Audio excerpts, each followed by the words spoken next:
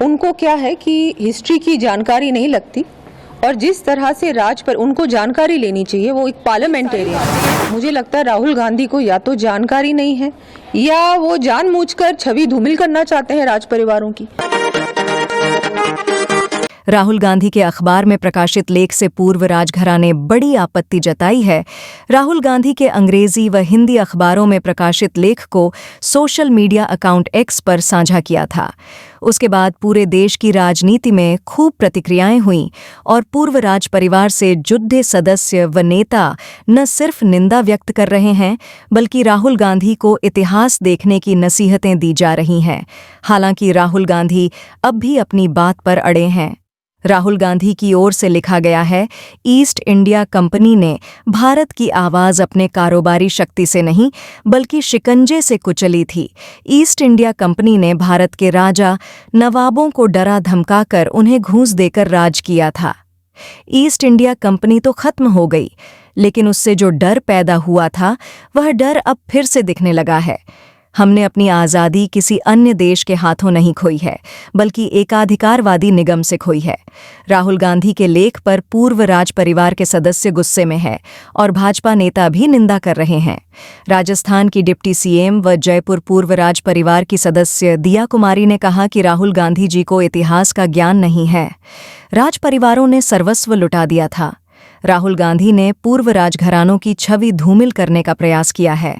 केंद्रीय मंत्री और सिंधिया वंश के उत्तराधिकारी ज्योतिरादित्य सिंधिया ने कहा, राहुल की अज्ञानता और औपनिवेशिक मानसिकता ने सारी हदें पार कर दी हैं। मैसूर के वाडियार पूर्व राजवंश के सदस्य यदुवीर कृष्ण वाडियार ने कहा कि रियासतों ने एकीकृत भारत के निर्माण में अतुलनीय बलिदान दिया था।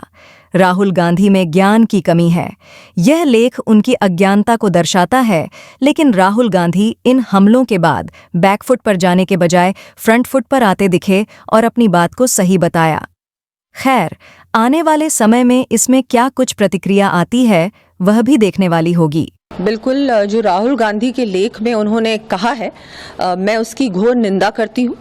उन्होंने जिस तरह से राज परिवारों को जिस तरह से कहा है कि इन्होंने रिश्वत ली और बहुत ही उल्टा सीधा कहा है, उनको क्या है कि हिस्ट्री की जानकारी नहीं लगती और जिस तरह से राज पर उनको जानकारी लेनी चाहिए, वो एक पार्लियामेंटेरियन है।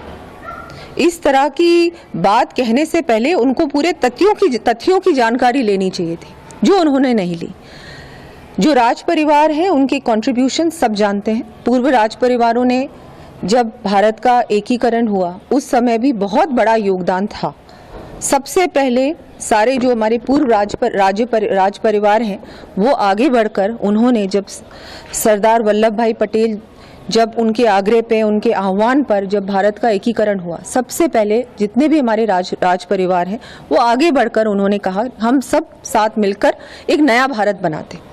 ये सारी बातें मुझे लगता है राहुल गांधी को या तो जानकारी नहीं है या वो जानबूझकर छवि धूमिल करना चाहते हैं राज परिवारों की, समाज को बांटना चाहते हैं, जो कि हमेशा उनकी आदत रही है।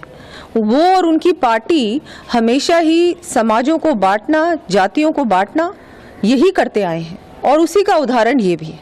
तो मैं घोर निंदा करती हूँ और उनसे कहना चाहूँगी कि वो पहले हिस्ट्री की नॉलेज जाने, पहले तथ्यों के बारे में वो जानकारी ले, उसके बाद इस तरह की ओछी टिप्पणी करे। तो गलतफहमी पालते हैं और बिरसा मुंडा का शौर्य नहीं जानते, छत्रपति शिवाजी महाराज का योगदान नहीं जानते, रानी लक्ष्मीबाई के बलिदान को नहीं जानते, जो मंगल पांडे के बारे में नहीं जानते। शायद उनको लगता होगा कि हिंदुस्तान और हिंदुस्तानी ईस्ट इंडिया कंपनी के सामने साइलेंट थे।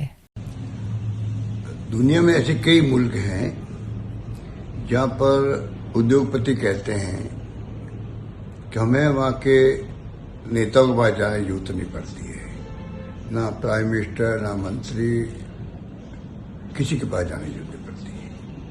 उनको सभी इंडस्ट्रीज के लिए समान नियम होते हैं, संस्थाएं समान ध्यान रखती हैं उनका, और कोई भय नहीं होता है।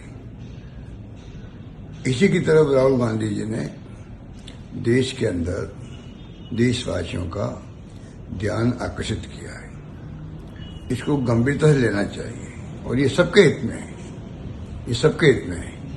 क्योंकि अगर खुला माहौल मिलेगा, समान नियम मिलेंगे, कोई भय नहीं होगा, माहौल नहीं होगा भय का, तो निवेशकर्ता भी, इन्वेस्टर भी, कई लोग नए एंटरप्रेन्योर बनेंगे, आगे आएंगे और वो इन्वेस्टमेंट करने की तरफ आगे बढ़ेंगे। उद्देश्य के अंदर भी होगा। ये माहौल अगर होता है कि सरकार किस पार्टी की है, उसके अकॉर्डिंग टू इंडस्ट्रियलिस्ट को ये महसूस होता है कि अब मैं ज्यादा काम कर सकता हूं, मुझे प्रोडक्शन मिलेगा। ये अच्छी परंपरा नहीं है। मेरा मानना है कि ये बेसिक प्रॉब्लम है इस देश के अंदर, जिसकी तरफ राहुल गांधी जी ने सोच समझ के कदम उठाया है। जो आर्टिकल लिखा है उसको मैं समझता हूं कि अधिक से अधिक युवाओं को पढ़ना चाहिए, जिससे कि बेसिक जो प्रिंसिपल है इन्वेस्ट करने के, उसकी तरफ ध्यान जाए लोगों का। एक माहौल बने देश के अंदर कि पूरे देश के अंदर किस दिशा में हमें जाना है, किस दिशा में सरकार पर दबाव बनाए रखें, चाहे राज्य की हो चाहे केंद्र की हो, जिससे कि लोग पूरी तरह स्वतंत्र होकर के, बिना किसी भय के, बिना किसी पक्षपात के, तमाम नियम एक से बने सबके लिए, इसलिए जाने की जरूरत नहीं पड़ेगी फिर किसी के पास में। जब नियम एक होंगे, संस्थाओं का पूरा प्रोटेक्शन होगा, तो मैं समझता हूं कि और ज्यादा इन्वेस्टमेंट आने की संभावना मैं कह रहा हूं कि बढ़ेगी और ये देश हित के अंदर होगा। तो मेरा मानना है कि इस आर्टिकल मैंने पूरा पढ़ा है और मैंने देखा है कि इस आर्टिकल की वर्तमान माहौल में बहुत बड़ी आवश्यकता है। और एक तरफ ये भी है कि जब आज ये भय है कि ईडी, इनकम टैक्स, सीबीआई, ये भय भी बहुत खतरनाक भय है। ये इससे जो सुप्रीम कोर्ट ने जोड़ा है इसको कि ये इलेक्ट्रोल बॉन्ड जो है उसके लेन देन भी उस ढंग से हुई है कि किस प्रकार से हम ईडी, इनकम टैक्स, सीबीआई से लोगों को डराएं, धमकाएं और इलेक्ट्रोल बॉन्ड लें। तो ये तो और खतरनाक बात है। ये तो विभिन्न राजनीतिक पार्टियों के साथ में आपस में भेदभाव वाली बात है। तो इसी प्रकार से इन्वेस्टर जो है इन्वेस्ट करता, देश हित में इन्वेस्ट करता है, वो एंटरप्रेन्योर होता है। उसको इसी रूप में सरकारों को भी देखना चाहिए। और मैं समझता हूं सरकार की खुद की नीति ऐसी बने, किसी पार्टी की सरकार हो।